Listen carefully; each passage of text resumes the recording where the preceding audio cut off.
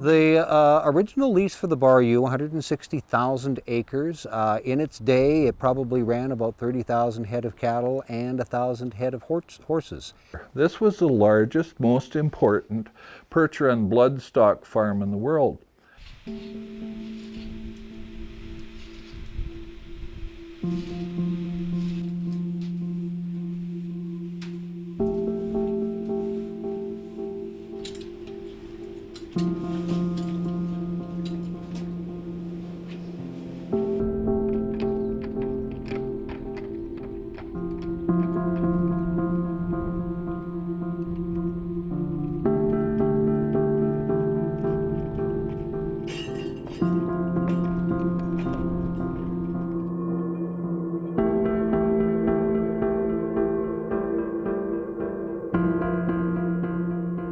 When we had 1,000 animals, that was a lot of work for the farriers and the blacksmith.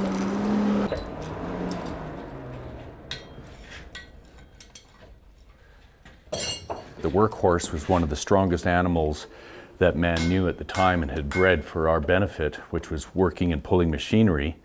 We were very successful out here because the West was starting to settle and people utilized the horse quite greatly for plowing the fields, hauling timbers, log work, farm work.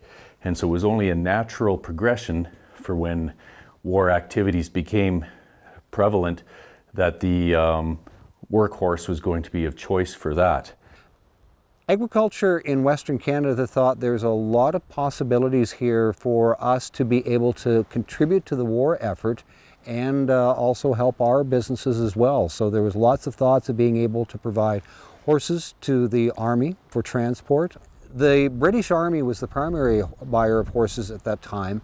They had come out on a couple of horse buying missions to this part of the world, but they had very specific specifications of what they wanted for horses. They were looking for horses that could tow the guns, larger horses that could tow some of the transports. As the war went on, the British Army actually realized a lot of the attributes of the Percheron really worked out well. They had clean limbs as opposed to the Clydesdales with the great big feathering. They were much easier to keep clean in all those mud conditions.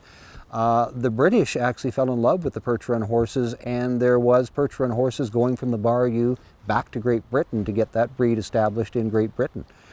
In 1914, they went into the great conflict in the war with 143,000 draft horses in France and Belgium. And at the end of the war, they had none left. They were all killed or eaten.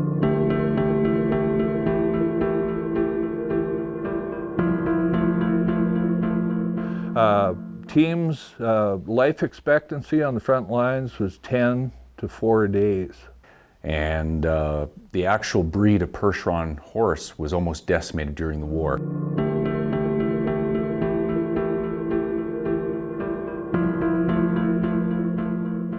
We shipped back to France 53 head of purebred Percheron horses to reestablish the Percheron bloodlines in France. I think we're kind of proud of that. Although lots and lots of Canadian horses ended up going to France, it ended up that there was kind of a depressions, there was droughts, the bottom fell out of the horse market, mechanization was taking over. A lot of factors came together that didn't make it the windfall that they thought it was going to be. Their favorite thing is cookies, actually. They love molasses cookies.